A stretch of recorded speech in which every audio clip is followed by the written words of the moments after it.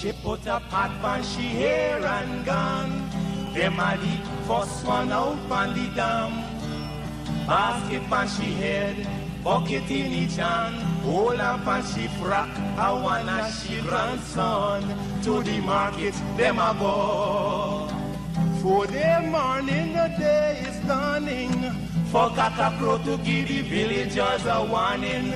Rise and shine, the birds them a sing. All animal take turn as them join in the waking. Cockacrow, dagabag, donkey, bray, horse, and they even duck a quack. Cockacrow, dagabag, donkey, bray, horse, and they even duck a quack. Come and hear this sweet story that tell the people about life in the country. All day a back down, me now a come home. The naga jackass yard for fetchy load.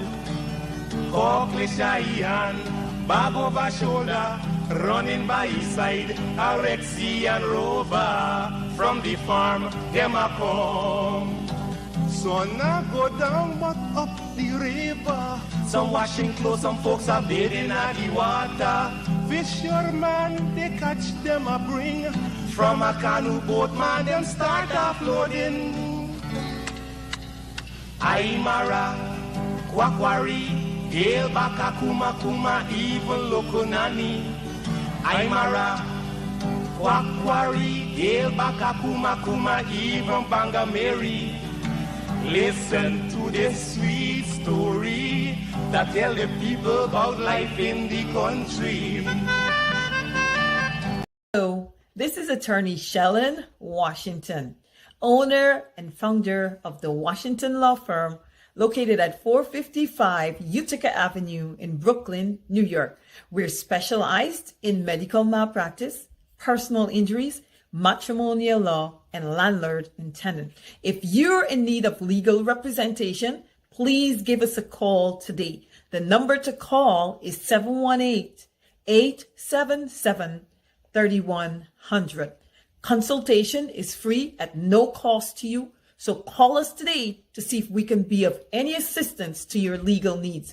Again, the phone number to call us is 718-877-3100.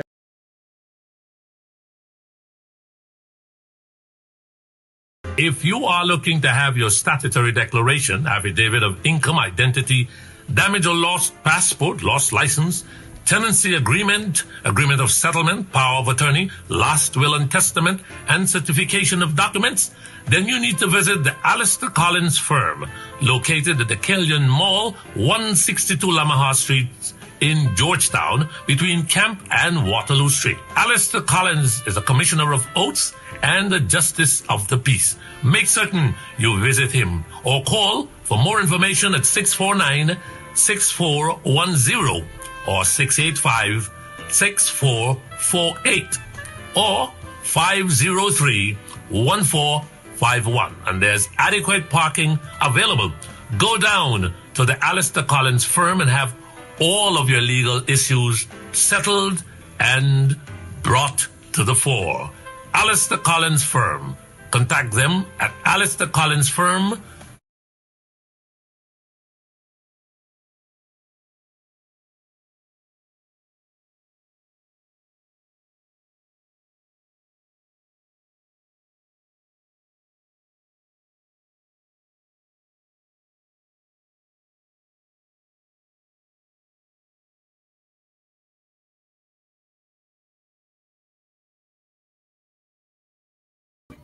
All right, hey, guess what? Good evening. Let's start off with something red. Oh, I really do mean, let us start off with something red. You guys remember this fire, right? Okay, it's been months now, and Robeson Ben, who sits there as the Minister of Home Affairs, has promised to reveal the findings of that investigations by the fire department concerning the fire there at Tivleri. That damaged part of the DPP chambers. It's Valentine's night, as they would say, something red. What is happening with this report? What is the opposition saying about the whereabouts of this report? The report was finished, concluded by the fire department. Robeson-Ben said that he had to basically review it before it is made public. Well, Robeson-Ben, it is months now. What has happened to that report? What exactly is going on? And what, well, we can read between the lines that Robeson-Ben has something to hide about this fire. Because remember, he wanted to basically pin the fire on opposition individuals or individuals who are perceived to be supporters of the opposition. Some reside overseas, if you know what I mean, right? Overseas. But because the investigations didn't go in the direction that Robeson-Ben had in mind, and so everything is quiet. He is quiet about it right now. All right. Good evening to all of you. My name is Mark Bensha. We're not talking about Sue tonight. Sue might be in hiding for obvious reasons, right? Sue might be in hiding for obvious reasons. Barrett Jagdeo has been quiet for obvious reasons, right?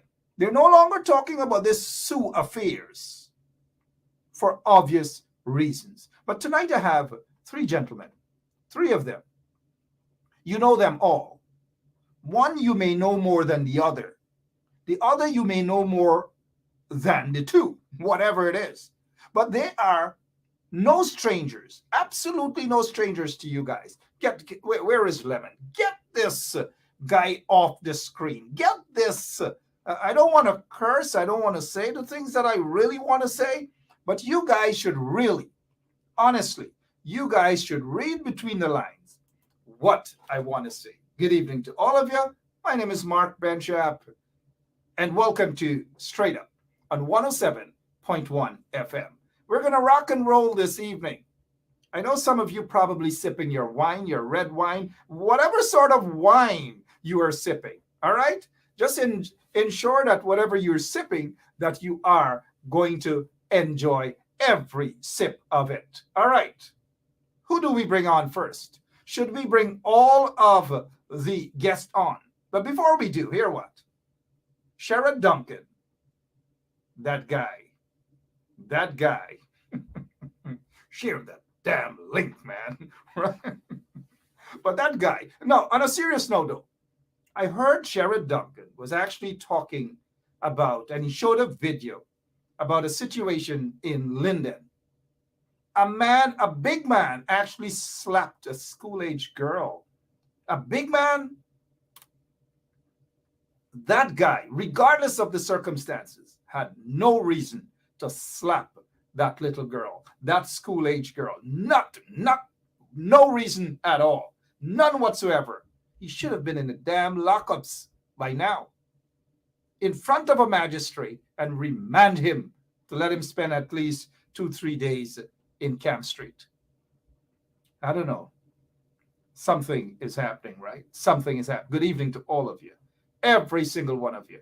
Guess what? Dr. Hines is with us this evening. I don't know how Dr. Hines is feeling, but we have Mervyn Williams also with us. Mervyn Williams, former member of Parliament. He was a senior advisor for the former Minister of Indigenous Affairs. And then we have the former chairman of Region Number 10, Sharma Solomon. They're all with us this evening. Dr. David Hines, former member of Parliament, Mervyn Williams, former chairman of Region 10, Sharma Solomon. Gentlemen, good evening to all of you.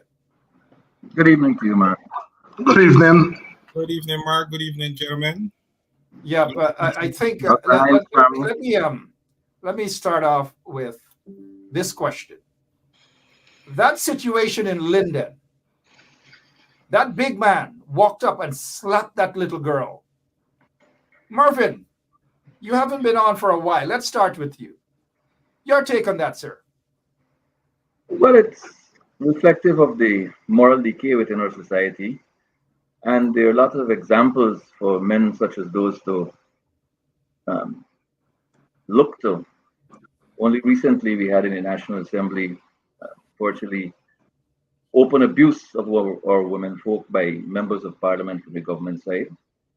And not so long ago, we had situations with sitting minister threatening to strip and slap a woman, and another former sitting minister, he was sitting a minister at the time, allegedly driving his car in a manner to hit down a young man and then allegedly fired a shot behind him because of a conversation he may or may not have had with a woman.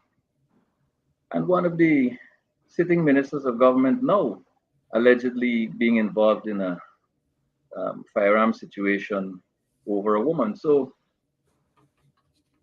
there is moral decay. It is unfortunate. Something has got to be done to stem the tide of that unfortunate situation in our society. And tragically, it's not starting where it ought to start. Among our leaders in the National Assembly or ministers of government. And of course, there was the famous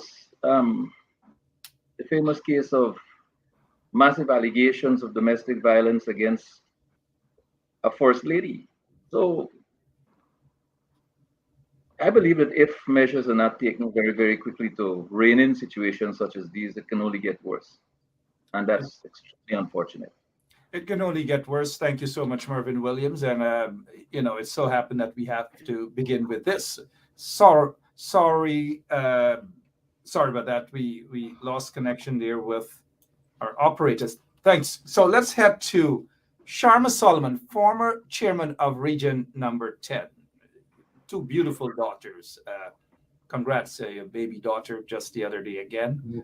Your take on a man walking up and slapping a school-aged girl and the police isn't doing anything about it? Sharma, it happened in your neck of the wood. Linda. Unacceptable, Mark. Unacceptable. There is no excuse for such a behavior.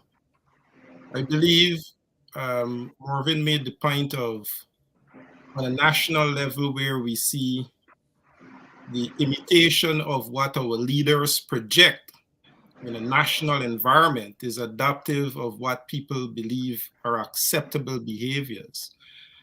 But I think in any responsible individual, it is a time of reflection, and I am certain on reflecting on such a moment, any individual would accept that that is unacceptable and it should not be encouraged.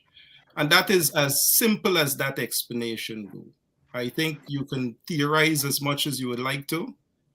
You can put all sorts of considerations to what would have occurred.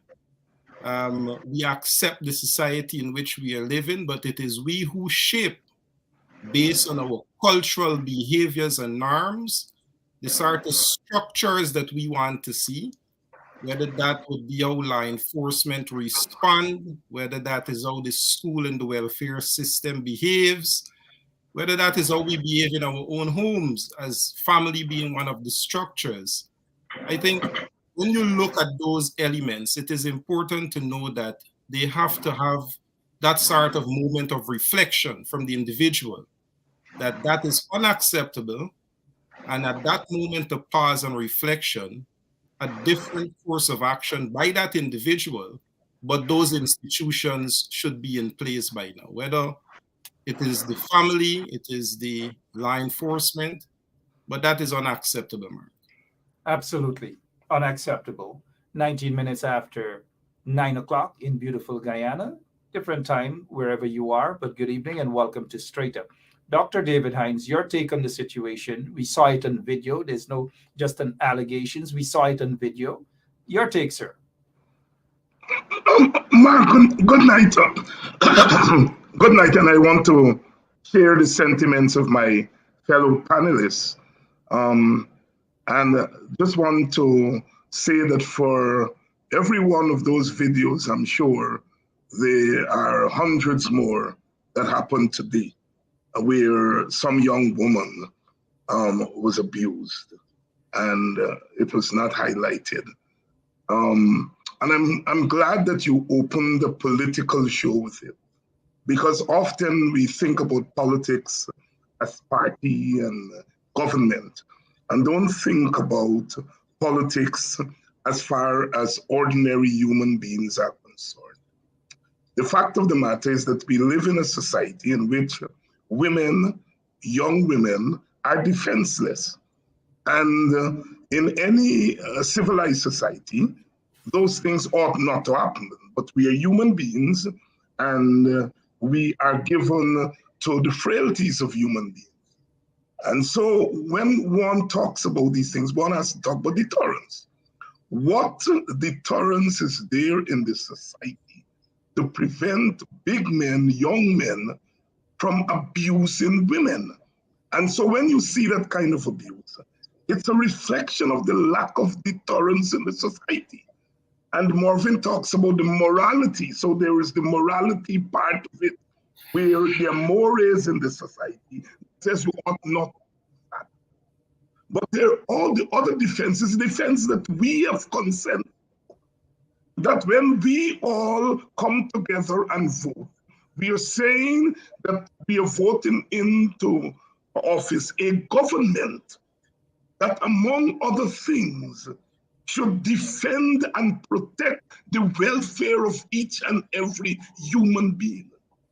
And insofar as the government is not playing that role, because it's very busy looking after Dr. Sue and others, and not looking after the interests of ordinary human beings, then they are left to the mercy of the beasts. You know, the philosopher John Locke says, mankind left to his own device, our lives will be short, nasty, and brutish. And that's why, in part, we create government, to prevent that nastiness and that brutishness. And insofar as you have that level of nastiness and brutishness, it says that the government that we have created is not carrying out one of its primary functions, which is in defense of the dignity and the safety of ordinary human beings. It's really a sad reflection of where we go.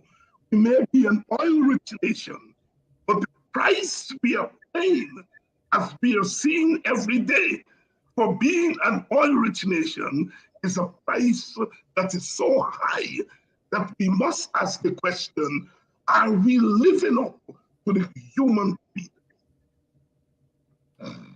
All right, well said, Dr. David Hines. Some folks are asking about the video.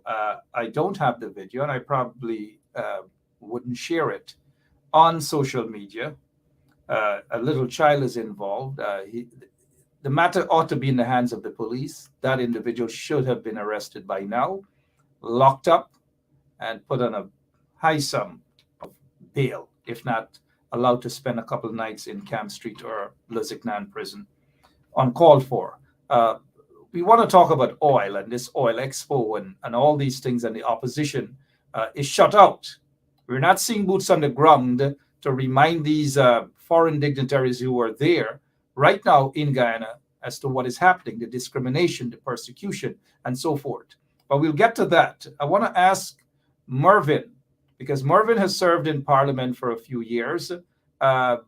Did you hear at any point in time, did you witness any sort of vulgarity that we're seeing right now from some numbskulls within the PPP? For example, that individual, and I don't want to call anybody honorable. I'm not going to address him as honorable. He is not worth being called honorable at all. But I'm speaking of that guy, Dharam Lal, addressing members of the opposition and using terms such as dildo. Your take on how Parliament, or what Parliament has become since you once served there, sir?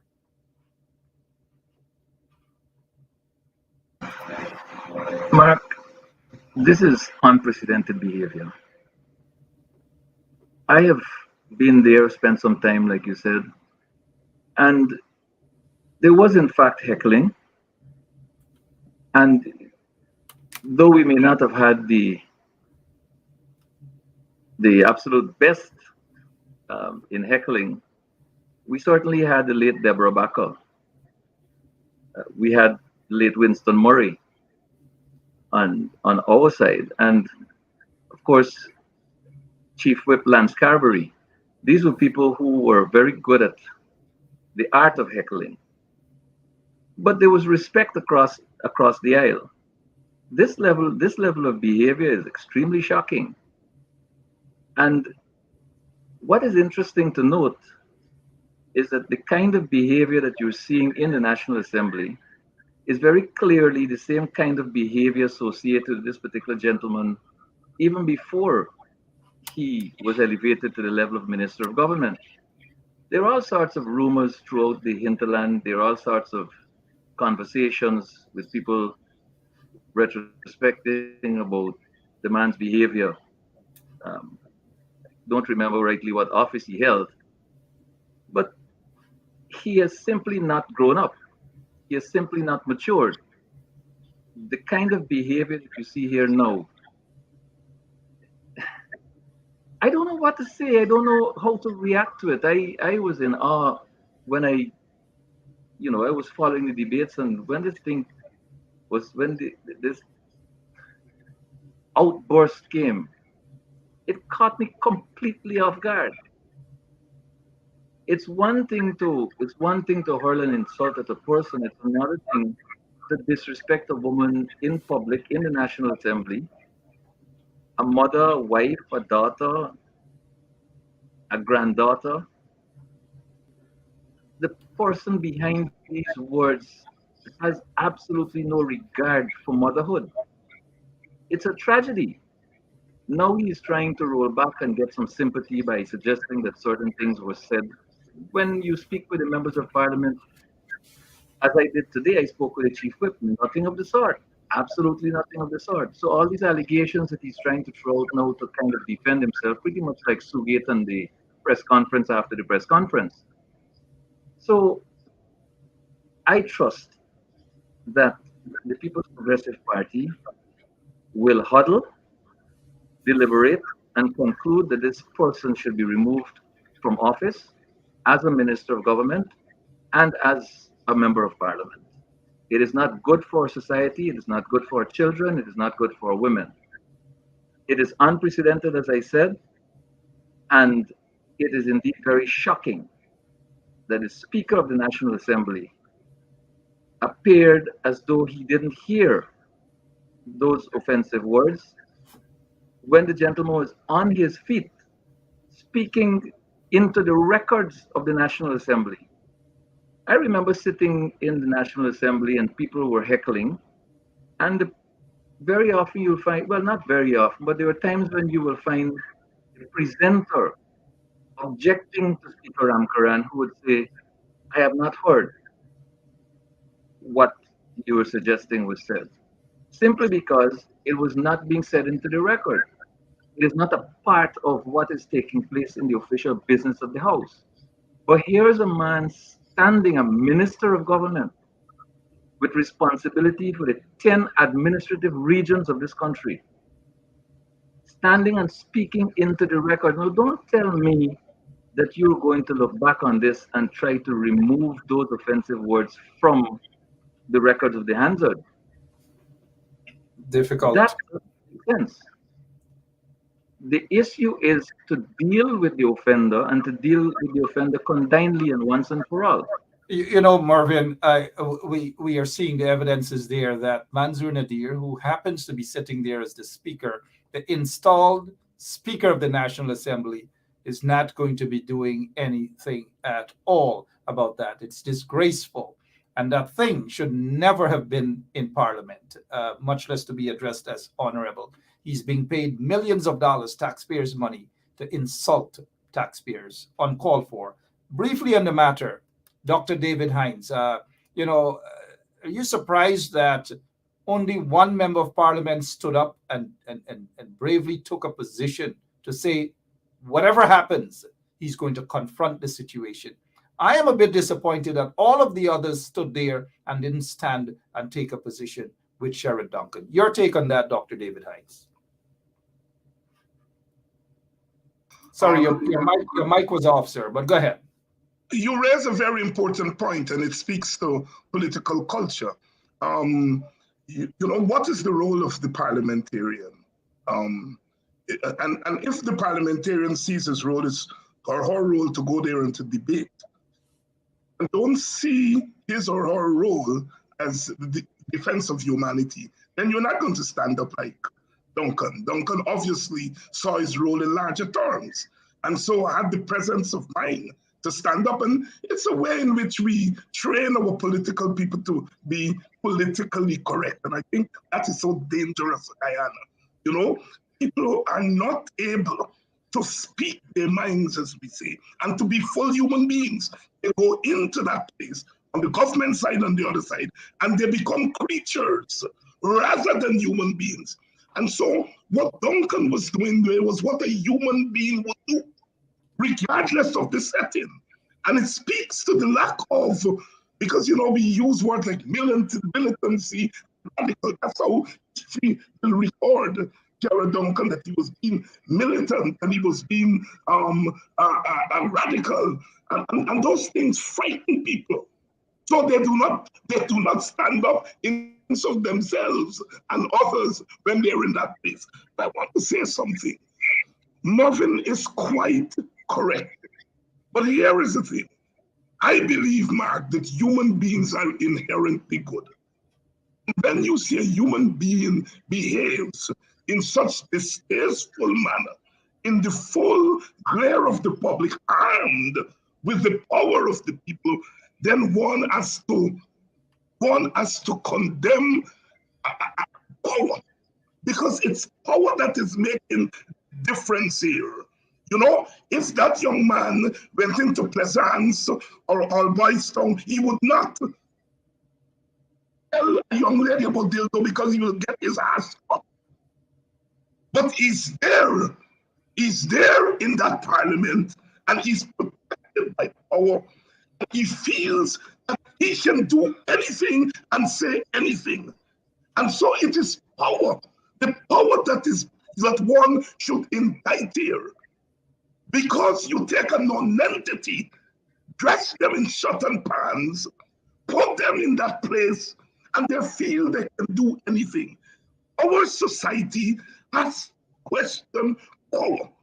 And the way in which this PPP is using power is what gave me, as an individual, as a political person, it gave me pause in 2020.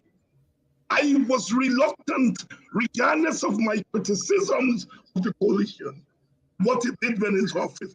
I feared giving power to that group because I understood that there was a certain kind of inhumane streak that has seeped into that party and that gives them power, and we would see what we are seeing now. So therefore, part of what I want to tell our brothers and sisters who voted, but also those who facilitated regime change to bring this regime in power, you are as responsible as Dharamlal for that dildo statement in the House of Parliament. You know, Dr. Hines, you are correct. They that assisted in installing this regime are also responsible, but we can't hold our breath. Those who are supposed to be acting on behalf of the hundreds of thousands of people who voted for them have not acted how they ought to have acted. And again, I go back to the situation with Dharamlal talking about dildo and addressing females on the side of the opposition, then later say, or trying to think that people, all the folks who saw that went to the University of Iflat. He said now that he was referring to maybe Sherrod, but we are not stupid people. I'm saying again that all of the members of parliament for the opposition should have walked out, stand up with Sherrod Duncan, and let the Speaker of the National Assembly suspend everyone. That's all. The fact that they did not take up a position in defense of Sherrod Duncan And I'm not talking just by knocking their desk or heckling or something like that. Stand up in defense of Sherrod Duncan. Repeat exactly what Sherrod Duncan said, which was nasty, nasty. Stand up and defy the Speaker of the National Assembly. Then possibly Duncan may not have been suspended for 4 sessions. Let me take that same question over, the dildo question, to Mr. Sharma Solomon. And your take on that, Mr. Solomon. All right, Mark, the People's Progressive Party as an organization, the mentality that it inculcates among its ranks doesn't restrict itself to Dharamlal. But I know Dharamlal. As regional chairman, I've had the opportunity to work while he was permanent secretary at the Ministry of Amerindian Affairs, which Region 10 is with 3 in the Berbice River and 6 total Amerindian villages. And this is an individual who would go to those villages on countless occasions. You hear not only from the villages and people who are living under conditions that need the support of the government then, but mostly women. His behavior in Ururu village, when villagers were protesting against Araima with their behavior, it was Dharamlal who went up there and threatened the villagers while he was permanent secretary. Bring Dharamlal's behavior as a minister as we see it today.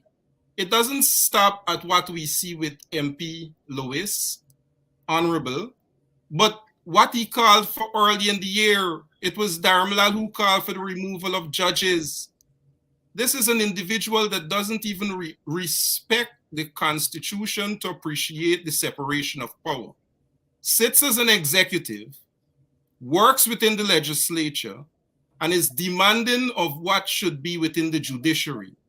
This is Dharamlal. This is what the PPP has inculcated. And I remember while we had our own, and I'm reflecting based on our time we were there, and behaviors that are inculcated and easy to perpetuate by PPP ministers, because it was Irfan Ali who had to be cautioned by then Speaker Raphael Tratman for referring to Miss Vanessa Kissoon while she served as Member of Parliament as a prostitute.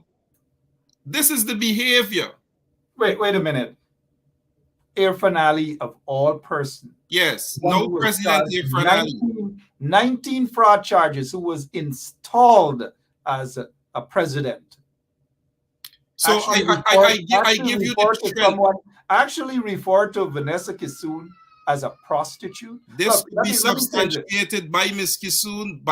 This should be asked of the president and also then Speaker Raphael Tratman. But you see what makes this even more at that 3 dimension. We speak of Dharamlal. What is allowed in our parliament and what is allowed by our speaker in parliament in itself is the speaker should sit on the government bench and just stop the masquerade, stop the decoration. There is no such institution. From the time you were locking parliamentarians out of parliament and using the state police to do that, it demonstrated that the speaker had no neutrality with regards to ensuring that the sort of arguments, debates, and matters within the House is done within the decorum of respect. To come from Bartland, Scotland, Dr. Barton, Scotland, to what we have now, every single Guyanese can appreciate that what Mansour Nadir, Speaker Nadir, have allowed Parliament to become is one where a Dharamlal could behave the way he behaved even as permanent secretary. But you made the point about the opposition, and I give this to the opposition, Mark. I would only say this. The quicker they have the sort of organized operation at the level of parties, at the level of understanding the role of the coalition, at the level of understanding the parliamentary agenda and how that affects communities and the man in the street, the quicker that they come to that realization as to how they approach that, then they will find the means by which an appropriate approach, rather than Duncan, Honorable Duncan being a hero, which he is, to stand up in defense of a fellow member of parliament.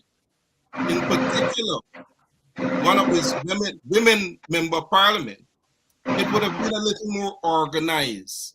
It would have been a little more effective, rather than Duncan alone being the person to bear the burden of what this nation knew was an absolute disrespect by Minister Darmala.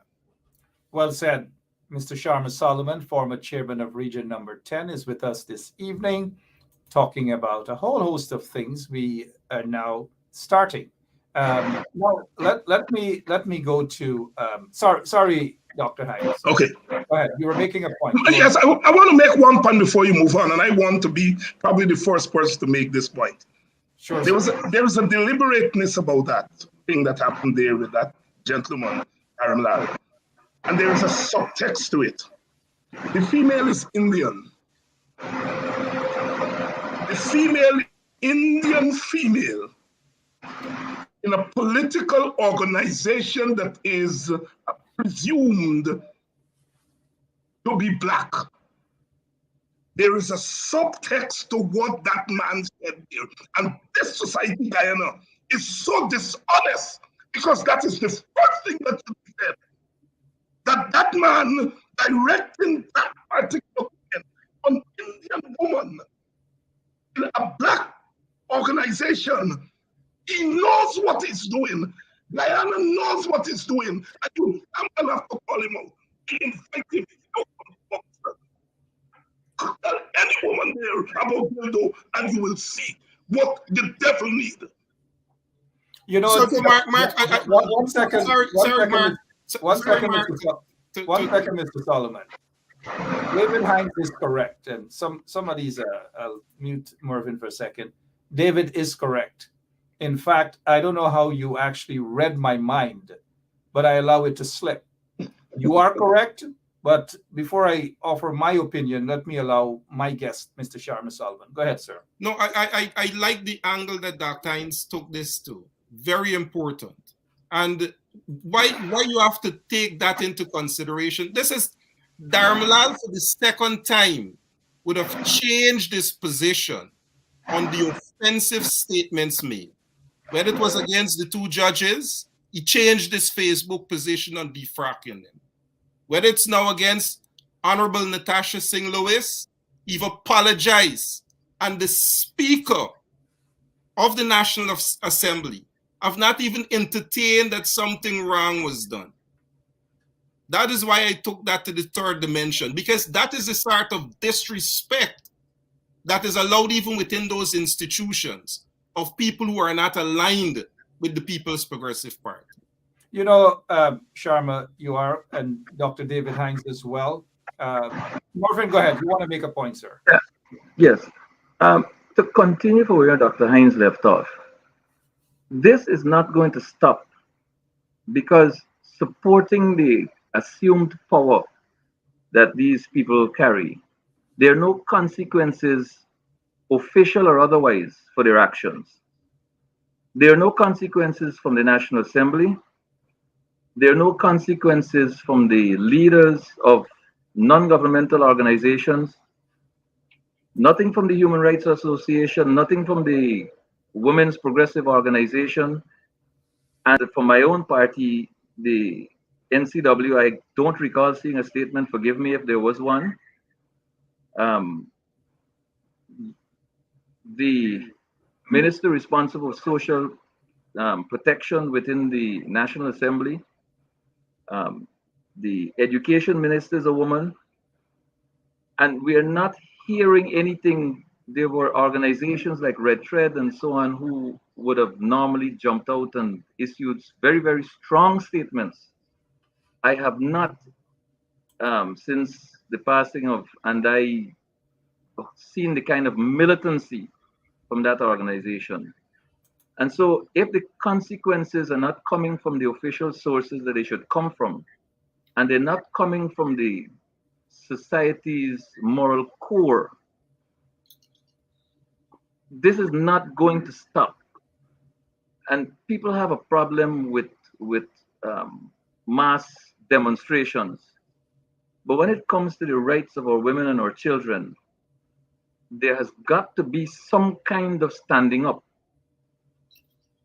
And I'm suggesting that if action is not taken to remove this man from office, those organizations who we would have normally heard from should step out and step up, and let's see some kind of advocacy for this very necessary change within our society. Well said, Marvin Williams. 45 minutes after 9 o'clock in beautiful Guyana. One of the things, though, that I have noticed is that a lot of the MPs on the opposition side, and I'm not beating up on the MPs, I'm trying to be very objective here, that if they had taken a position of speaking up and speaking out and walking out in solidarity with Duncan, then we would not have been here today on this particular thing, because the Speaker of the National Assembly, the so-called Speaker, would have had to just basically warn or talk sternly to that little trench guy named Daramlal. The fact that the opposition speakers didn't take up a position on the issue, but a lot of them are talking now outside of Parliament. I don't know. That's another story. But Dr. Hines brought up, again, I say a good topic, that Natasha Singh is a Muslim. She's on the side of the opposition. She is of East Indian extraction. And so the disrespect is deep. It's very, very deep. But the CIOG is very quiet on the issue of a Muslim sister. The Guyana Islamic Trust is very quiet on a Muslim sister. You have this guy, Roshan Khan, who loves to speak out and swear to God that he is the best Muslim or the brightest Muslim in Guyana, is also quiet on the issue. Let's move on. Let's talk about allegations of corruption leveled against Barra Jagdev. Not the first, but this seems to be deep. Let's start with Marvin Williams first. Your take on what the Vice News reporter has asked Jagdev concerning Sue, Jagdev's response, Sue's response. Your take, sir. Well, I'll start with the last bit first, because it is apparent, if not evident, that somebody got to the gentleman very quickly. And if you were to follow the press conference that followed the press conference, you would very quickly recognize who it was that got to Sue. And having gotten to the gentleman, there is what was a purported, or a statement purported to have come from Sue himself, making bold to deny every allegation that has been made. It is interesting to note that the interviewer presented a position that speaks to apparently an inbuilt mechanism in contracts. You might call it bribe, but they see it as a consultancy fee, which, in the manner in which it is designed, will of course appear above board. But it is the conflict of interest that is involved in this entire thing that would, in my view, allow it to fall within the classification of corruption, the word of your choice. Because if it is that I am large and in charge of everything within this structure, but you do not get past this signing, you do not get to sign a contract unless you pay me a consultancy fee, then that is absolute corruption. It is my view that all of this can be put to rest very, very simply. If the allegations are not true, then produce the evidence in defense of yourself. The lady has made a case. She was asked for a name, she presented a name. She went even further to read from a script. Words that she suggests are words of the person whose name she provided. He said XYZ. It follows logically, therefore, that the interviewer not only spoke with this gentleman, but recorded what he said. And she also said that she saw contracts. Logically, again, a journalist would not see contracts and not make copies of them. So, in my view, the lady has bits of evidence, if not an overwhelming set of evidence. And if you want to put allegations of that nature to rest, what you have got to do is provide evidence to the contrary. You're on trial here. Allegations were put to you. The court of public opinion, the entire nation is going to judge you. Where is your evidence in defense? Just like he said about elections and results, and the PNC must bring their statements of poll. And when he was president, his mantra was bring the evidence, bring the evidence, bring the evidence. Well, in this case, I say to the gentleman, produce the evidence in defense of yourself. Nobody is pronouncing you guilty. The allegations have been leveled. A case has been made. It is time to defend. Well, he wants to play the police, the investigators, everything in one. Dr. David Hines, over to you, sir, on the same subject. Mark, Mr. Sue was long coming, and I'm glad he's here. And I want him to stay around for as long as possible. Unlike my brother Marvin, I don't want anything to put to rest. I want Mr. Sue to stay around because we are in the presence of a convergence of issues. Look, you have a government that is not accountable to Guyanese. Guyanese didn't elect that government. That government was installed. And so that government is not elected to those who voted for it. It is not subject to any accountability from those who didn't vote for it. All right? It looks for its cover from those who installed it in power. But it's a government that is so taken up with power and the wielding of power for power's sake that it is not intellectually and politically aware of the world around it. You know, when you have power, that power becomes an end in itself, and you are locked in a prison that you don't see outside. You see, officialdom in America may support the PPP, but America is a society that does not function just by officialdom. You have Exxon in Guyana, wherever you have Exxon, which is part of America's non-governmental power. It's a powerful non-governmental actor. And so therefore, the media will follow Exxon. Human rights organizations will follow Exxon. They're all in Guyana. They're there because Exxon is there. And they are going to be sniffing and looking for Mr. Soup. It's actors of the world. They're so consumed by power, they don't realize that sniffers are there. And so when this lady said to him, Mr. Soup, where you get that from? Well, I get it because I have the tape here, because I've been sniffing while you have been thieving. We are in the presence of a convergence of geopolitics and non-accountable governance.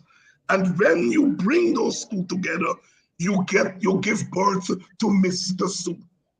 Mr. Sue will not bring down the PPP government. Let me say that to you all, you all Guyanese like what happened next. Mr. Sue will not bring down the government. What Mr. Sue is going to do, it is going to say to those of us in the opposition, I have done some work for you, work that you should have done. It is saying to the Guyanese media, when you become part of installing a government, you cannot carry out your function of sitting on that government. We have no media. We have no opposition. And so therefore, Mr. Su becomes an example to us of what we don't have. Mr. Su was always there, but we, the opposition parties, couldn't find him. The media couldn't find him. A little lady with a slight voice. Do you know Mr. Su? Guyana. I'm telling you all, call me radical, call me militant, but there is a role for militancy and radicalism when you're up against the devils of the world. All right, up against the devils of the world, the devils in that political party, and we are not seeing or hearing much about boots on the ground or anything. I don't know why, but we'll talk about that on some other occasion. Marvin, you did mention something really, really good in terms of Jack Dale loves to talk about evidence.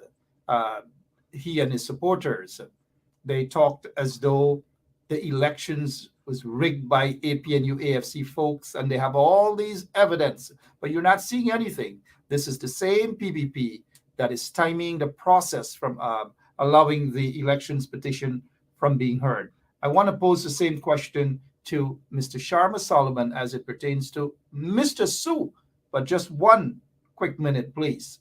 Here is the question. Okay, well, maybe the Chinese company that did not get the agreement that they wanted here, maybe they're the ones who told you, or it could be just a fictitious thing. Okay, well, let's talk about specific individuals. What is your relationship with Mr. Su Jerome? Su? Oh, Su. My relationship? Nothing. He's a tenant in my place, yeah. And he's a good friend of yours? Yes, yes. He is a friend of ours. His father was here from many years ago. Mm-hmm. I mean, he lives next door to you. Yes. You know, he was able to arrange meetings and catch-ups with you at any point in the day. He claims as a friend, yeah. He claims that through his very close relationship. Yeah, right. But let me just remind our listeners that Mr. Su has actually denied, according to what we don't know whether that statement came directly from Mr. Su, denying we haven't seen a video, we haven't heard his voice or anything. But let's take it to Mr. Sharma Solomon concerning the serious allegations of bribery, corruption against Bharat Jagdeo. Your take, sir. Thanks, Mark. The point that Marvin made earlier about a case being made. Vice President Jagdeo occasionally would take interviews from Guyanese critics. This young lady did not appear in Guyana by chance. This is someone who knew exactly what they were doing, exactly why they were sent. And it had to be accommodated by the vice president, or else it would have reduced to critic, continuing to educate us and to look for information for us. This brings the point that David made about the geopolitics that is taking place and what comes with an oil-producing nation and where Guyana finds itself right now. How the PPP got into power, whether it's through the Mercury financing, $34 million, of which the PPP said that they got through donations. From who?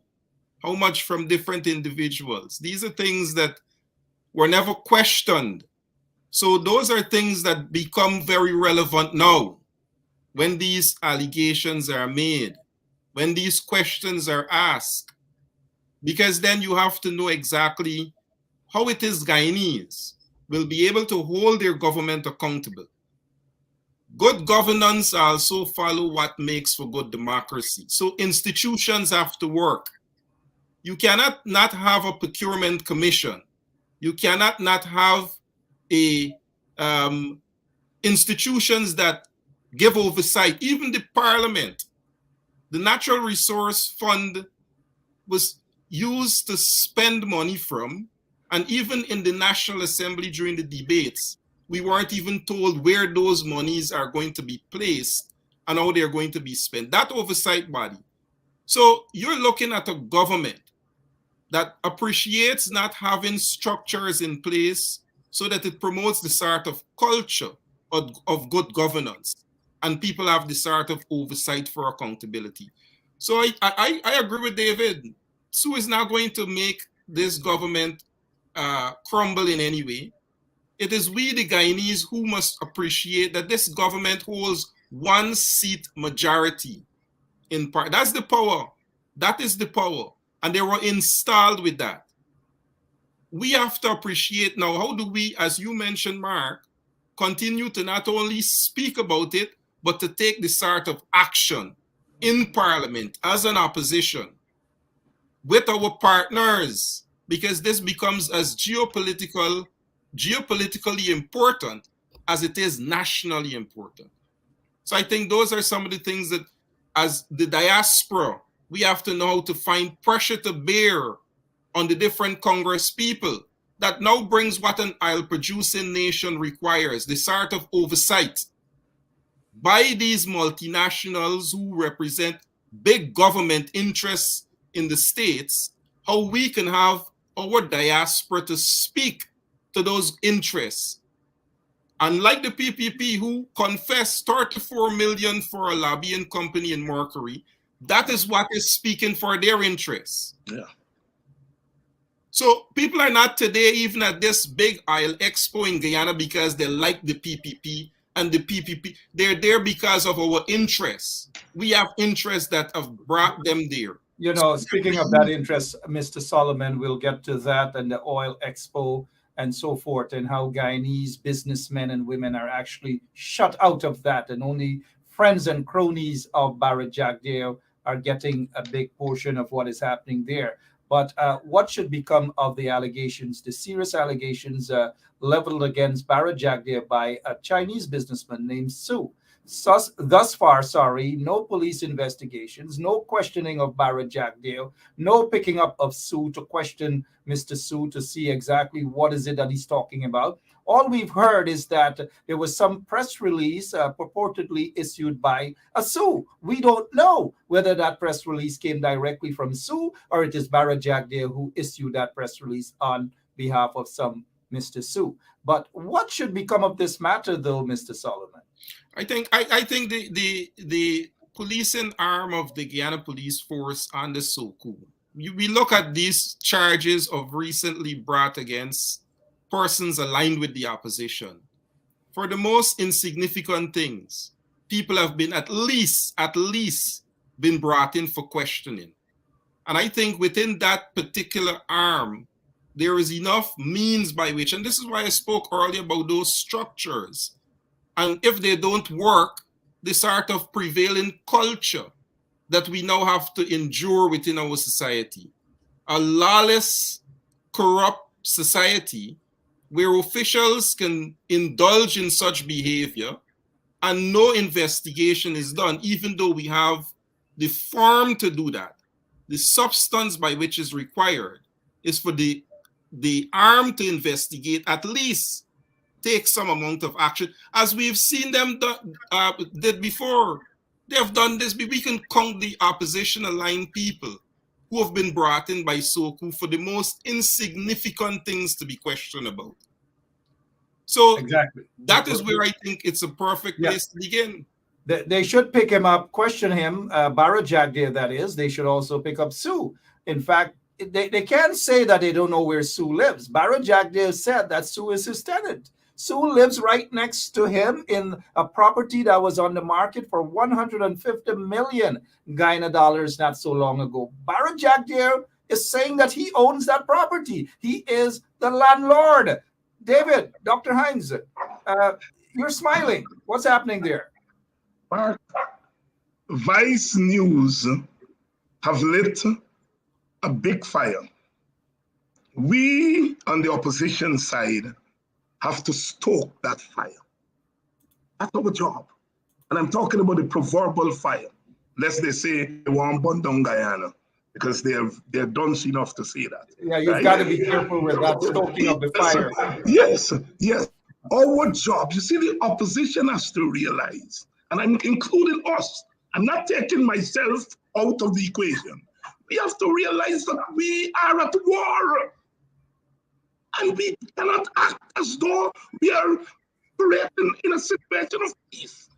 We've been at war since the coalition won in 2015.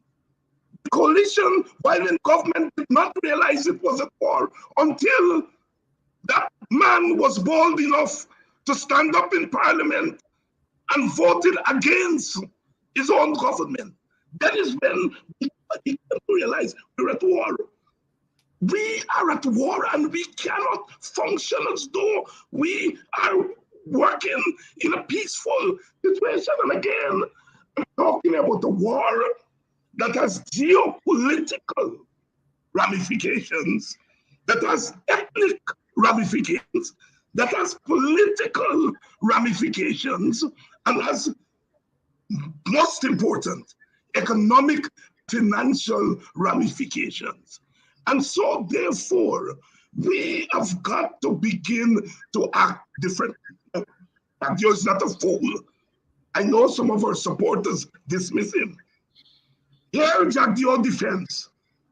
We are caught in between a trade war between the Americans and the Chinese. And the Americans intervened in 1964 to talk to the PPP government. He should have gone on to say, and the Americans intervened in 2020 to topple the AP and UFC government. And now we are caught in between this thing. Mr. Jagdeo, what role did the Chinese play in regime change? If you are saying you are caught in between the Americans and the Chinese, we know what the Americans did. They put sanctions, they follow, and they push the government up. What role, Mr. Stu, and the Chinese played in regime change?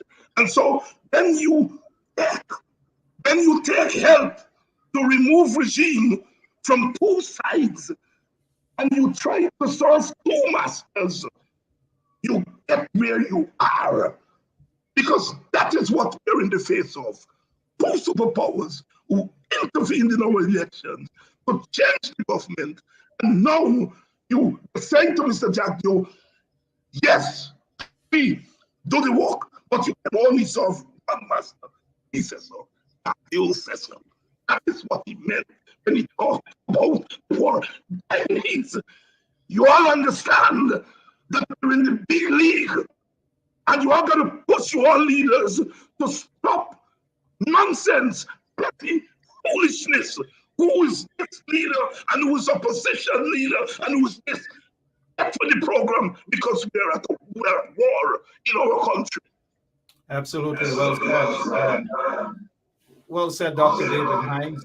We still have some more time here. I want to go to Mr. Mervyn Williams, and I want to ask you quickly to comment on whether you're surprised that Baro Jagdeo has actually, and his supporters are insulting and questioning the credibility of the Vice News reporter Miss Isabel Young. Whether you're surprised at that attempt to discredit her.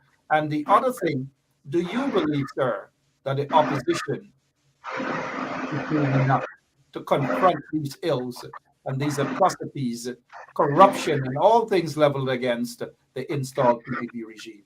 Mervyn Williams. Mark, I am not at all surprised by the position taken. It is normal. Mr. Jagdeo's behavior is predictable. You knew from the time he was stuttering and fumbling that he was really, really backed against the wall and he had to find a comeback. He actually spoke of a US government conspiracy to undermine China's influence. He spoke about the CIA's involvement in a time which perhaps preceded his time, in a time that has so long gone by And the world has gone past all of those situations. He has harkened back to those days for his defense. It is a desperate position that he has taken. No, I'm not surprised. I will not want to too quickly get to the point of suggesting that the opposition is not doing enough. I believe that the opposition, particularly the People's National Congress reform, has taken a position on this matter. Party leader Aubrey Norton has spoken on this matter, at least at 2 press conferences. Well, today he did a press statement that addressed the issue in part, and before that he also spoke to the issue. And his position and that of the party is that if you want to avoid an escalation in this situation, simply come forward and match your assets with your income. It is a very easy exercise. But if you want to avoid that exercise, it suggests that you may very well have something to be concealed. Whatever that thing is, we'll have to wait. But I believe, though, that a responsible opposition is at work here. I believe that the opposition, in fact, is awaiting that report, the publication of that report. And I believe it's a useful approach to take because that report is very likely to be presented with some evidence. And it is a very, very serious matter. I believe that Party leader Aubrey Norton has also made it clear that this matter is one for the police to investigate. But yourself and my brothers, Dr. Hines and Sharma, spoke on this matter of police involvement in investigations already. But if I might just add a little bit to that conversation, here's a media personality saying, I have $1 million to offer as a reward for anyone who could provide information to link a person to this cartoon character, Mudwater. And in record time, the police were out there and they arrested someone, placed that person on bail. 2 PNC MPs were charged allegedly for illegal possession. Since when it is illegal to walk down the streets of Georgetown? They were placed before the court. The matter was expeditiously heard and determined. Fortunately, the MPs were found not guilty. But there is this focus of the law enforcement organization in Guyana on petty matters, but brutal murders, like the gentleman in the Essequibo Coast who was shot in his sleep, like the Henry brothers and Harish Singh and so on. Those matters did not get the kind of attention that they should have gotten, but Mudwater is getting the attention. And here is a situation where a leading government official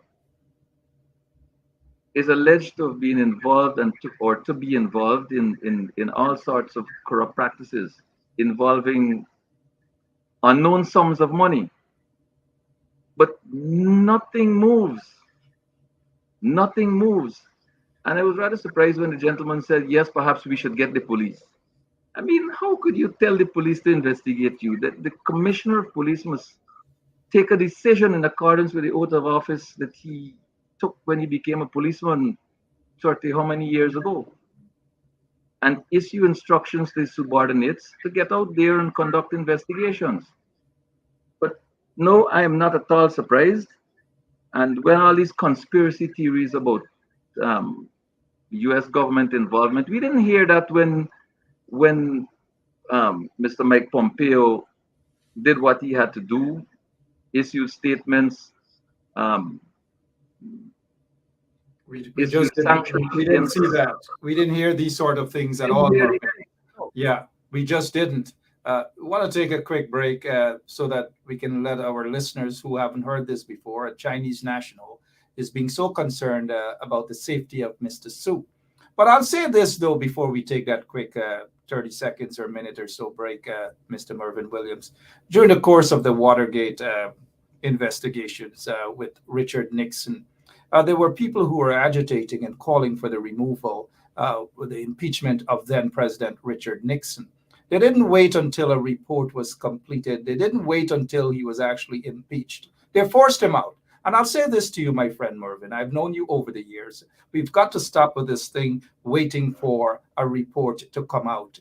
And the opposition is waiting to see when this report from Vice News is going to be out. It could be months from now. So I guess you're saying we should just sit and wait. Not at all. Not at all. I hope that's not what you're saying, my friend. Not at all. Sorry, It's your mic was muted. Go ahead, Mr. Hyde. Yes, Brother Marvin, I am not attacking the opposition. I am part of the opposition. I'm saying that, from my perspective, you have to walk on 4 or 5 legs in time because you're in the big league. The South statement, good. The USAID put out a statement. They say, the USAID is part of a government. They say government resulted from a contested election. They use another word. They mean contested. A coalition. That's what said. That the two parties are the seat of government. In order to spend the money. This is the same Americans that pushed out the government. After a year, less than a year and a half, they said we may have made them again for them. But as we look at the situation now, we are saying one side cannot spend this money. Both sides got to be at the table to spend this money. We are saying that the election is inconclusive. So if the people who push you out saying that, what you saying? You should be up and down Guyana. The thing, government was installed. Government was installed. The people who put them say that they can't manage the money and we have to be at the table. What more do we want? We are going to touch on oil. We are going to touch on oil, but before we do touch on oil, when we return, I'll pose that question to starting off with oil and this oil expo and these dignitaries coming in and the opposition being shut out of the oil expo. We heard the leader of the People's National Congress Reform, Mr. Orby Norton, in a statement talking about it. We heard Mr. Glenn Lal, the publisher of the Kaichur News. He now hosts a radio show on his radio station, is calling for persons to go out. We're not hearing the opposition calling for persons to go out and protest. We're hearing Mr. Glenn Lal calling for that. We'll touch on that and a little more when we return. Here is a Chinese national being so concerned about the safety of Mr. Su. Mr. Mark, I believe every word of what Mr. Su is saying. I am also afraid of Mr. Su. Mr. Shu, if you are listening, I don't want anybody to harm you. This is a serious thing. Corruption is big. And we Chinese have to stop that. Been bullied by Jack Dale and other government officials to pay bribe. It's big all over Guyana. A Chinese to pay by bribe. Mr. Shu, I hope you to stay strong. Do not. We respect and salute you for your bravery, for coming up and speak against corruption in Guyana. Thank you, Mr. Shu. We appreciate you, Mr. Mark. 马克，我相信每一句苏先生说的话。我现在很担心苏先生。苏先生，如果你在听我说话，我不想任何人威胁你。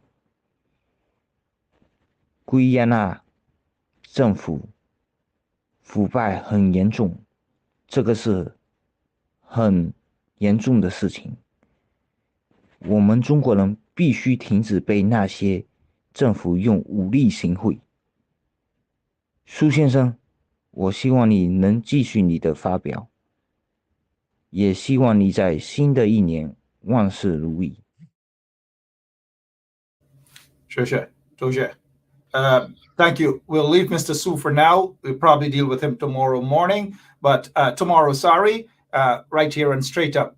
Just a reminder, coming up on Wednesday, we'll have my co-host, Thomas Anderson. We'll be talking about money laundering.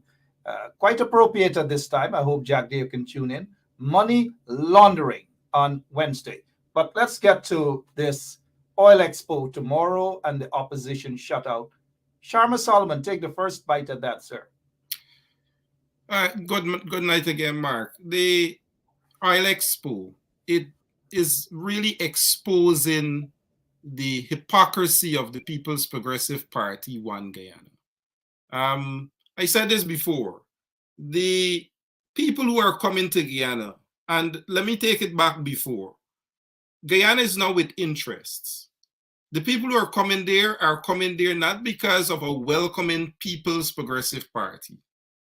And in that letter that was sent acknowledging whether it's the opposition taking advantage of any purported invitation, they were clear to say the foundation of the oil sector was well laid down by the government before, under the coalition. So those who are coming there are coming on that platform of interest. And it is for that fact that they are coming on behalf of the interest. Then we as a people should be demonstrating to them how important that interest is. And the hypocrisy of One Guyana does not satisfy that interest. David made the point of USAID. You are now seeing where those who want to see how they can play a part in that is saying to the People's Progressive Party that your One Guyana scheme is not working. People are not buying it. You cannot left out a significant portion of the population and their representatives and say that it is administrative that they were overlooked. When even at the level of Parliament, the Natural Resource Fund, it's being spent, and even in the budget, we don't know what projects that is being extracted to be spent on. This is the sort of management of the island gas. This is the sort of oversight. And this is the sort of treatment of those who are to provide oversight that the PPP is giving off, whether they're inviting them, whether they're having their involvement to the fullest. But equal to that is the response, Mark. And you made the point. Guyanese, marshaled by all those who find this very important, this is our future, should be out there, should be protesting, should raising their voice in objection of the handling to the rest of the world who are not there because of the PPP, they're there because of our interests, saying to them that this is not how we want to see our country managed. This is not what is given the sort of good governance and the promotion of a liberal democratic society that allow for the involvement of all stakeholders. As provided for in Article 13, we have a right to be a part of the decision-making process that impacts our lives. So when you were being shut out, it is important that you find the means by which you can draw the attention, attract the interests of those who are coming there for your interests. So that for me represents that position, Mark, the behavior of the People's Progressive Party, and for those who are invited to see that behavior, but our response to that behavior becomes equally important. All right, our response indeed. I want to touch on Mervyn because we're looking at the time, but before I get back to Mr. Williams, Mervyn Williams, that is, and for those of you who are now seeing him, he is a former Member of Parliament for the People's National Congress Reform. Dr. David Hines, this all expo, sir, tomorrow, opposition shut out. We're not hearing much about the opposition. The streets should have been filled with people today, tomorrow. Let the foreign dignitaries see and hear and read what is happening in the country. I agree with Sharma Solomon. There's no one Guyana. This propaganda being peddled by Irfan Ali, the installed president. There's no such thing as one Guyana. Why is the opposition taking such a position in only issuing a statement? Dr. David Hines. Sorry, your mic. Sorry, we just.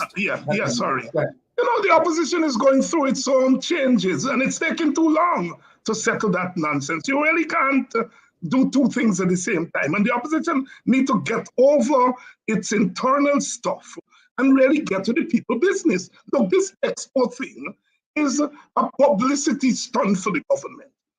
One. Two, it's a way in which they're going to be discussing our oil. All right? Now, for me, I am glad they didn't invite the opposition. That then gives me the wide open space to what Brother Sharma is saying that we should do. We have a justification for going onto the streets. Because you are shutting us out of a discussion, a global discussion of our wealth. So, one is put people on the street. Most importantly, there is enough. We have enough oil exports in Guyana and outside of Guyana for us to have organized a parallel expo. So they have their expo, and we have our expo, and we have our people on the street. Oh, what a wonderful sight. Galvanize your own people. Saying to the world, we are on top of what's going on. My brothers, I'm saying to you all, I've been in this thing long enough. In between power, when you lose power and when you get power, you've got to have ideas that you can put to people to get them to fall in a hard warfare season. Opposition is a hard warfare season. And that's when you test the imagination. That's when you test the political and intellectual depth of political actors, not when they're in power, when they're out of power, and when they're up against the devils of the world. That is when we are testing. And I have to say, we in the opposition, all of us have been found wanting. All right, and I'm glad Dr. David Hines is saying, I don't know if the WP has planned something itself for tomorrow as well. If we had the capacity that those who have it, we would have done it. You know, for those who believe in the scripture, it says one is a majority, one. And if the people see an executive of your party out there, maybe that's having the capacity, Dr. Hines. And I'm not picking on the WP at all. So respectfully, that's why I said we in the opposition. I'm not leaving out the WP or leaving out others. I'm saying we. All night, that's what I've been saying. Fair enough, Dr. Hines. Mr. Williams, Mervyn Williams, you have been around in the days when protest was the order of the day, when protests were very effective. We're not seeing that now.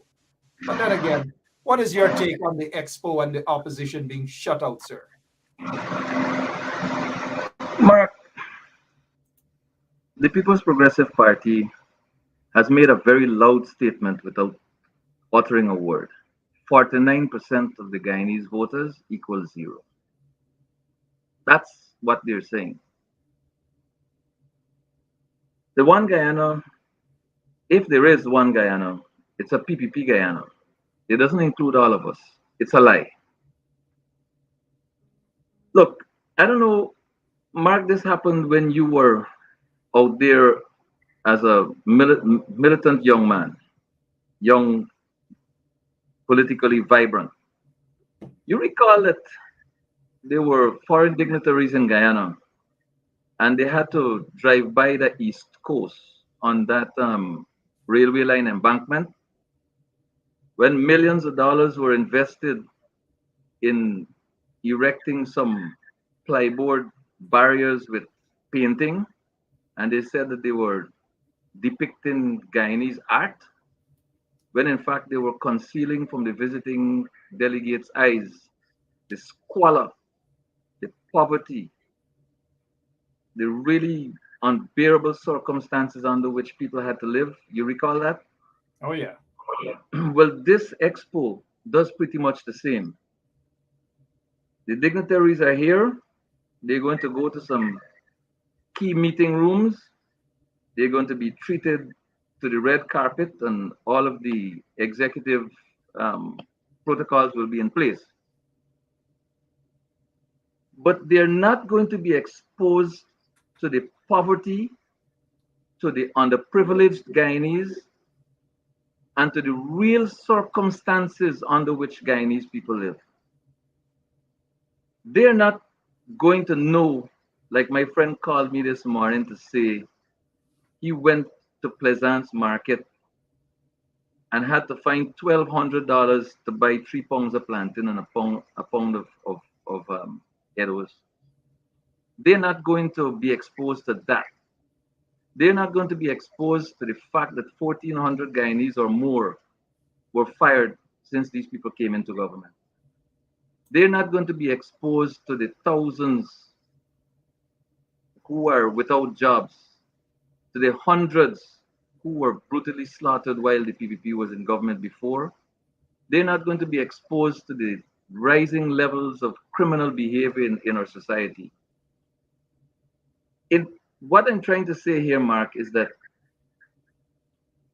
this oil expo is a distraction from so many things that affect Guyana and Guyanese people, ordinary working, poor, and unemployed people. And the PPP, as a political party, is making a meal out of this thing. The opposition has a full plate, but there's a coalition of 6 political parties when last I checked. And the burden has got to be distributed. People have got to start taking responsibilities. You have the Sugate issue. You have the inequalities in our society. You have a budget that is unrealistic. You have a budget that does not address the issues relating to the poor, to the working class, but caters to the rich and puts more money into the pockets of the rich. You have a budget for public infrastructure. You have 10 months to spend that budget. You lack the capacity to spend that money. If you had a smaller budget last year and you couldn't spend it, don't tell me you can have a budget that is significantly larger and you can actually expend that budget as the resources available as per budget. It is not going to be possible. Unless, of course, you have a place where a significant portion of that vote is going to go, and you already know where it's going to go. And I agree with Sharma that it is necessary to, when utilizing the natural resource fund, to stipulate very specifically what projects are going to be financed using that fund.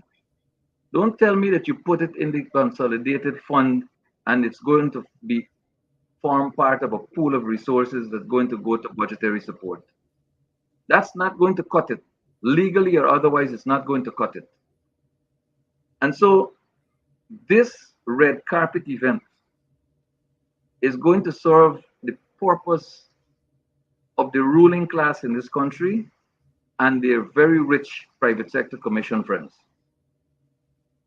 I am disappointed that a foreign head of state, or head of government rather, is scheduled to be a lead speaker on our oil. And that head of government comes from a country that only got sand and sun. Where is the invitation to at least one opposition parliamentarian to make a presentation about our oil? One person represents 49% of the voting population. That hasn't happened.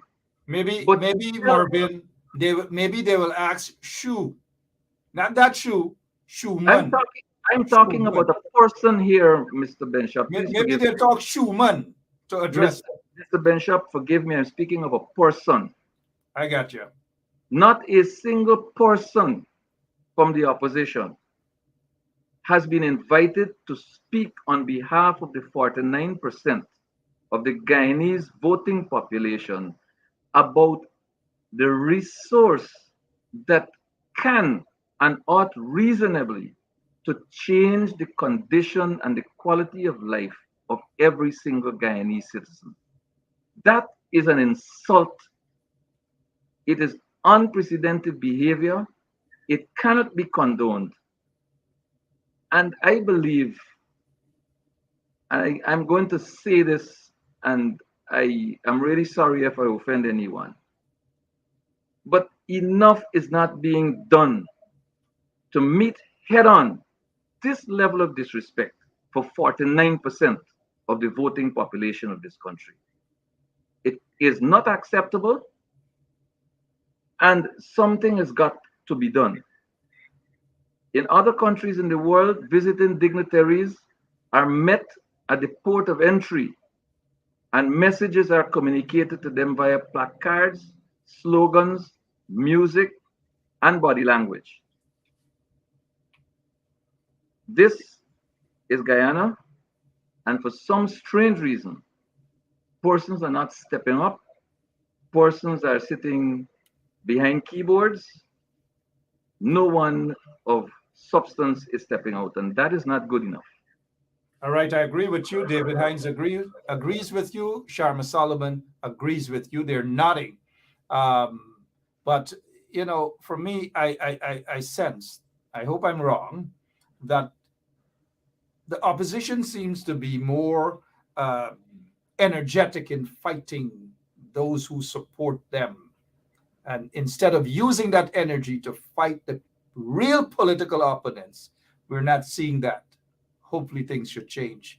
Tomorrow is a big day. There should be a massive protest out there.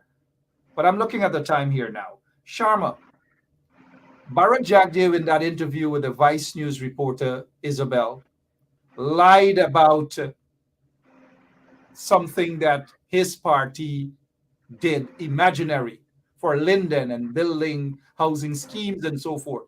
Briefly address that and put those lies to rest once and for all. Mark, with regards to the budget and the support that we see the government giving to the region, this should be a people-centered budget, people-centered, based on what they're purporting, what they're saying in the community. It is not. And the spending alone would indicate, as Marvin outlined with regards to the Ministry of Infrastructure, Public Works, being given such a big chunk. So it is not for the man who is with the public service job to know if he's going to get an increase. That's not provided for. And come to Linden, that is where the key issue stands with regards to where the community finds itself. That many social programs are not the ones where people are not elevated in life and standard of living. Is not available. And you look at then what is available, those heavy infrastructure programs. I watched a program a couple nights ago, and in fact, we watched the program this afternoon. And they were speaking about this same position on social programs to help people in the community, which none of the speaker touched on, how it's going to directly impact the jobless, how it's going to directly impact the single mother, the pensioner. Nobody spoke on that. And then they spoke about the road from Linden to Mobura. But absent from that is the bridge. Mr. Mackenzie and one gentleman brought that point up. The entire conversation shut down. You know why? Not because it's a bridge proposed by the then coalition government, but how can you speak of national development absent a bridge that links a road that provides for Linden to Brazil connection and don't include that bridge, then the PPP should explain to the people of Linden and Region 10 exactly why that bridge was left out of the budget when it was in the budget for the past 2 to 3 years, including feasibility works being done on it. That in itself demonstrates, Mark, that not only those absent social programs, but where does Linden and Region 10 fits into the national development of Guyana? That we see oil and gas, offshore programs being built in different regions and different communities. Linden stand to lose.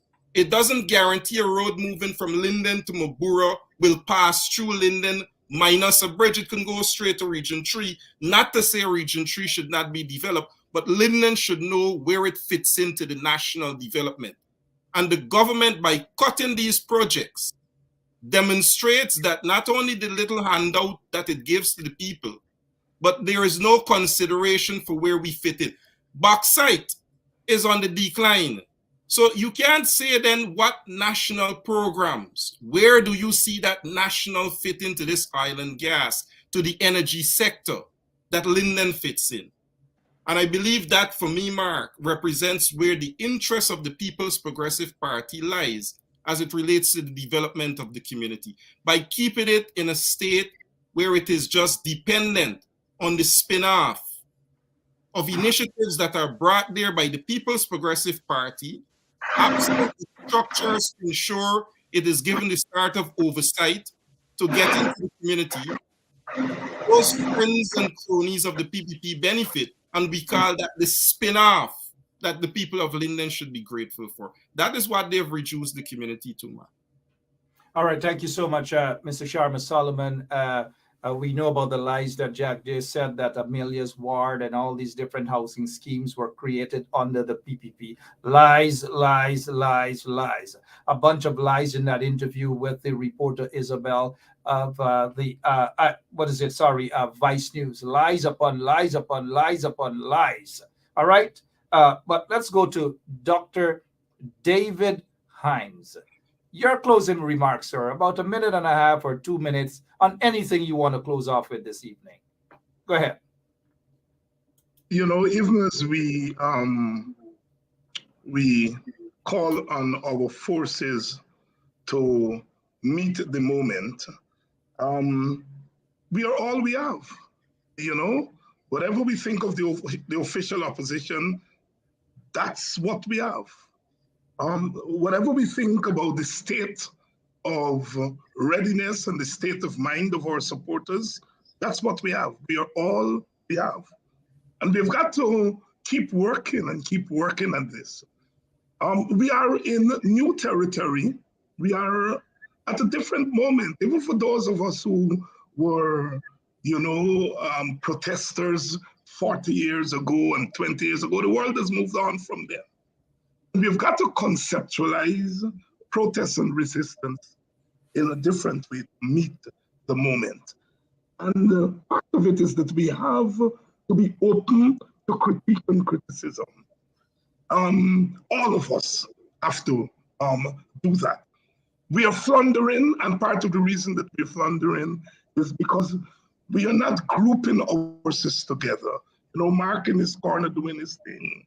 Sherrod doing his thing, the PNC doing their thing, the AFC doing their thing, and so on. And we're not getting the kind of traction that is needed. And we either have to make a deliberate effort to bring every opposition force to the table, or we are going to be driven there by circumstances. But this situation calls for the broadest possible opposition, because the PPP is not a light force. It's a full force. We are reading out all the things that they do. They don't care. They don't care. And that's where we have got to start. But we also have to start at a place where we don't raise the bar so high that when we don't get there, we leave our people despondent and they fall away. We have to be realistic. What is it we can do at this juncture? We are fighting here against elements who are well financed, who have made their case to the world 2 years ago, and the world accepted it. We in the official opposition did not have one single friend in CARICOM. Not one single friend in the international. That is unprecedented in the history of our country. And so therefore, we've got to regroup. We've got to regroup and speak with one diverse voice. And act with one diverse voice.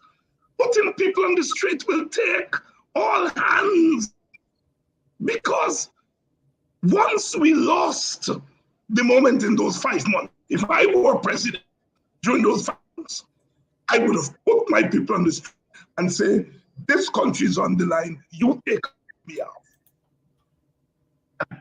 We didn't do that. We didn't go on the streets and ask for the power sharing that the Americans who were acting and now telling us what we should do. We should have had the foresight and say, look, we are not going to get all of this country. And we are likely to be kicked out and get nothing. On the street, do not move out of it. What that has left us with is we didn't do that. We are outside the game and we are now crying like babies. Look what the PPP is doing. If you were that well at the table, they would not have been doing that. And you have to do that when you have the attention of people. We didn't do it. We failed our supporters, and today we are floundering. But we've got to regroup because we're all we have.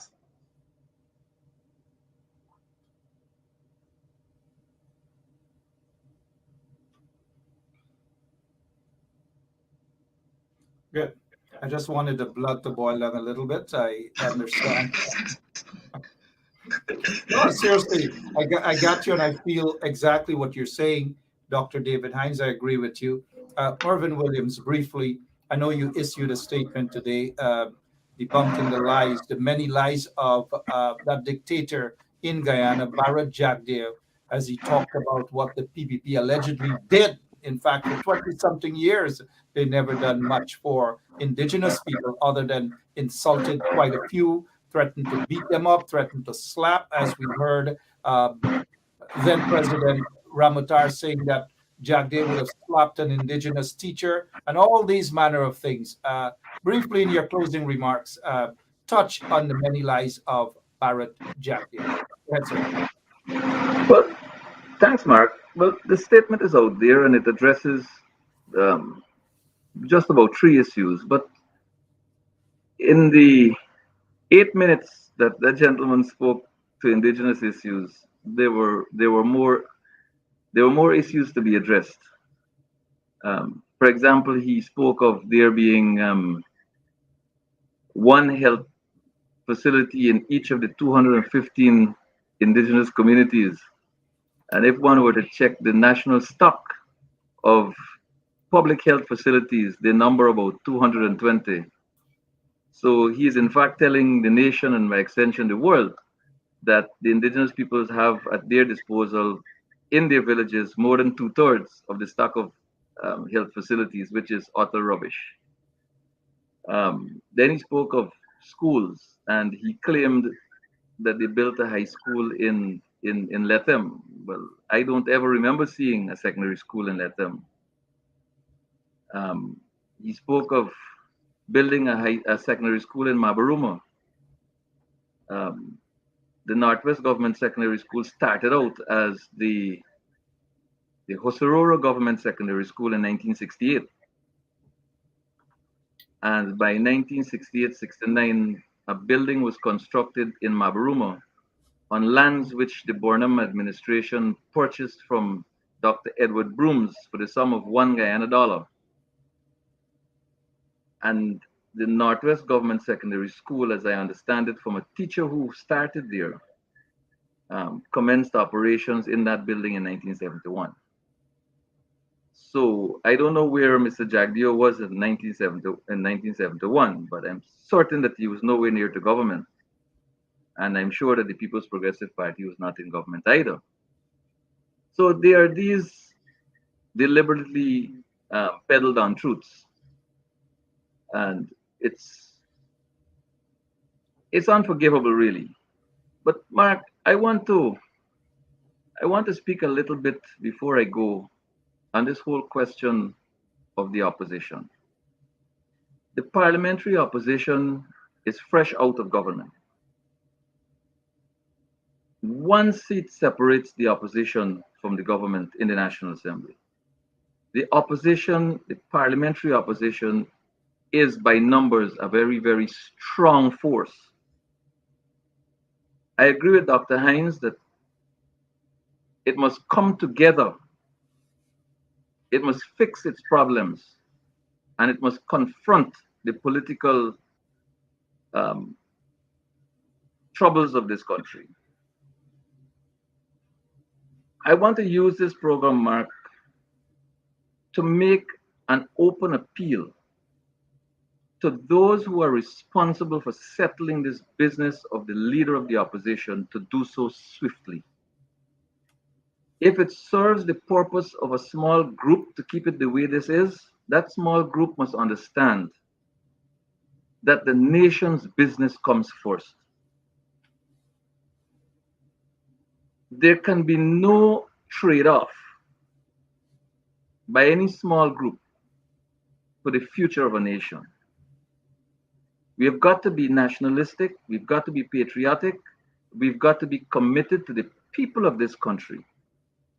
Elections 2020 have not been settled.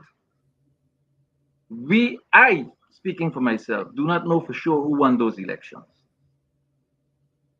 I know that there's a government in office, I know that there's an opposition, but I do not know, as citizen Morgan Williams, who won those elections. And this business of the leader of the opposition has got to be settled tomorrow if we're to be making any sense. The leader of the opposition must present himself as a parallel government, in my view. Not just a government in waiting, but he must behave when this opportunity comes. He must behave in a manner that says, I am equal to the person wearing the title of president. 1% of the vote separates them. The declared votes, we don't know if those were the actual votes, because a lot of the votes are in, they're in trouble. All right? So my take on this thing is that there's a budget that has to be watched. It has to be managed. There are ministers of government who have got to be monitored. There are permanent secretaries who've got to be monitored. That Public Accounts Committee, everybody's talking about oversight, yes. But it has got to have a charter. It has to have a plan. The Public Accounts Committee cannot keep meeting and just going through the motion. There's got to be an order by which it operates. And for that to happen, you've got to have astute management of the parliamentary group. You cannot have that when you have a situation that you have right now. So I am making an appeal through your program, Mark, for which I'm thankful for the invite, that the people who are responsible for settling the matter of the leader of the opposition, please, I plead with you on behalf of all Guyanese to do so swiftly, do so without further delay, and let the business of the people of the Cooperative Republic of Guyana be attended to in a manner that is responsible, professional, mature, and in a manner that holds the government accountable to the people of this country, not in a manner that allows for the opposition to be disrespected at every turn. Thank you, Mark. Thank you so much, and I can't disagree with you on that. the business of the country and the representation of people ought to be first. Patriotism is paramount. Partisan politics and pettiness should be put aside. And that pettiness is not confined to just, in my opinion, quote unquote, your words, a small group. All should be party to this. All should head to the table and try to settle their differences, not for the party's sake, but for the country's sake. All are involved. All are guilty. Sharma, 30 seconds, closing remarks.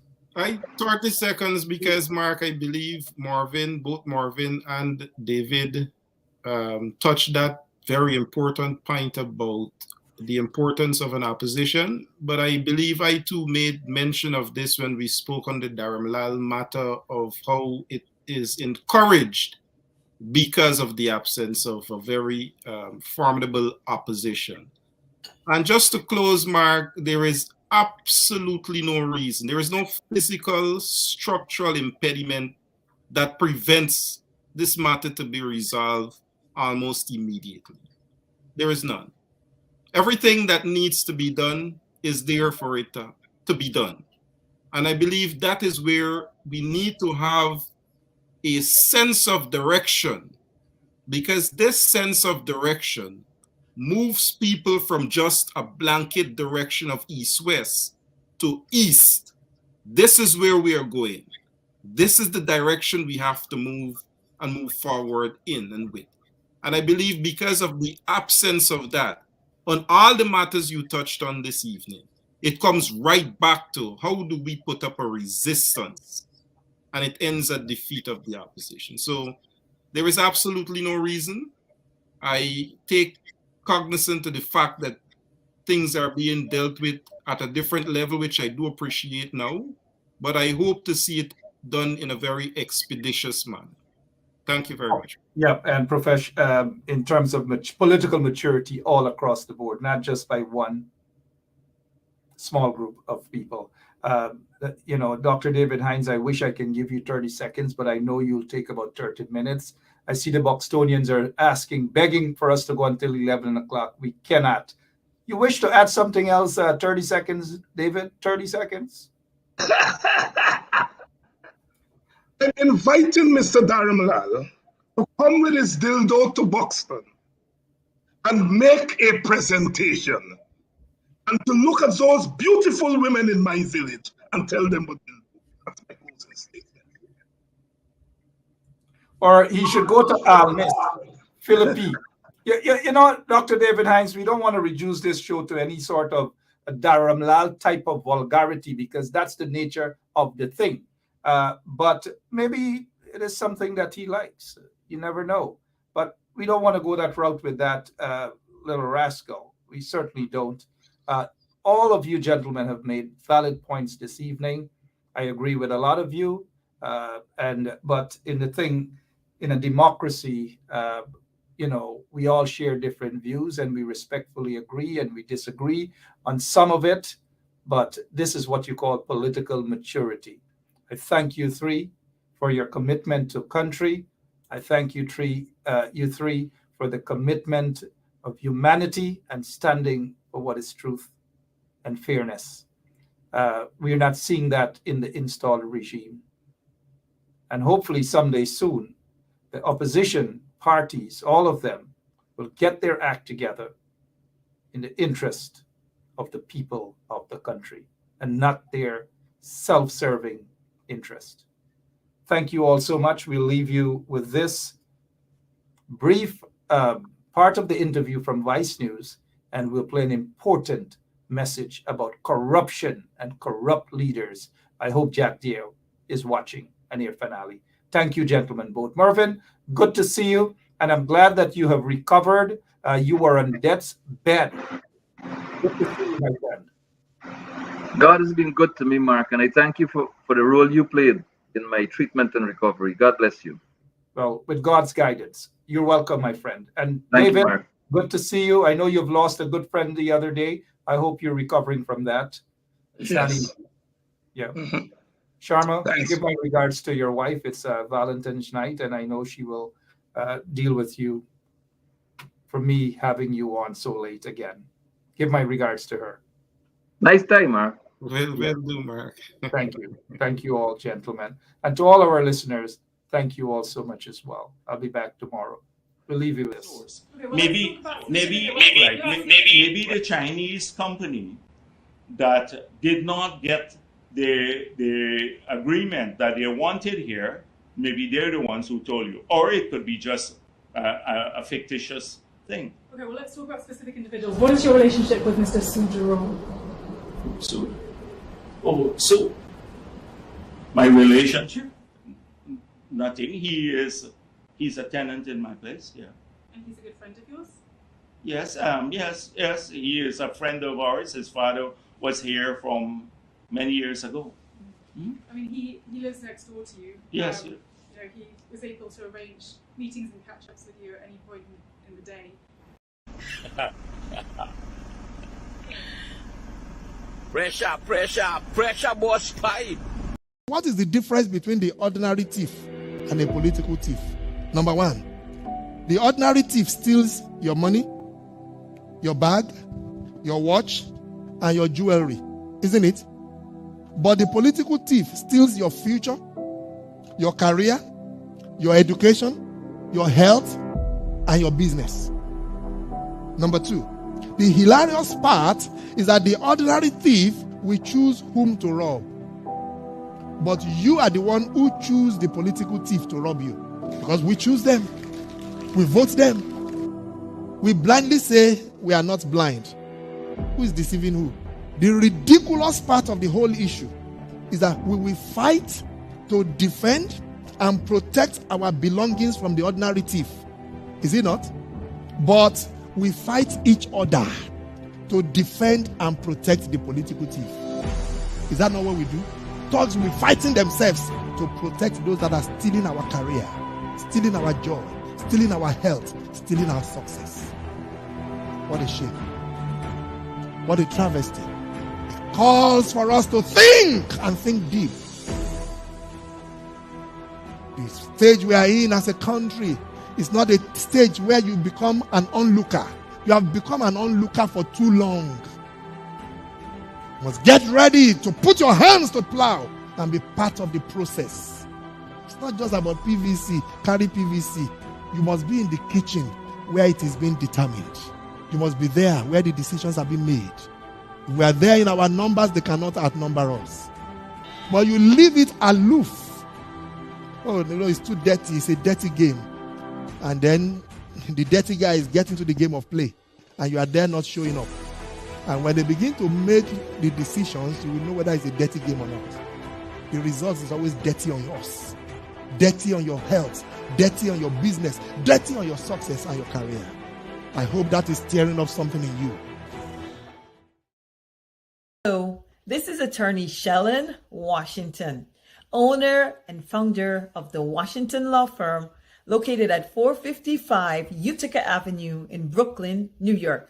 We're specialized in medical malpractice, personal injuries, matrimonial law, and landlord and tenant. If you're in need of legal representation, please give us a call today. The number to call is 718-877-3100. Consultation is free at no cost to you. So call us today to see if we can be of any assistance to your legal needs. Again, the phone number to call us is 718-877-3100.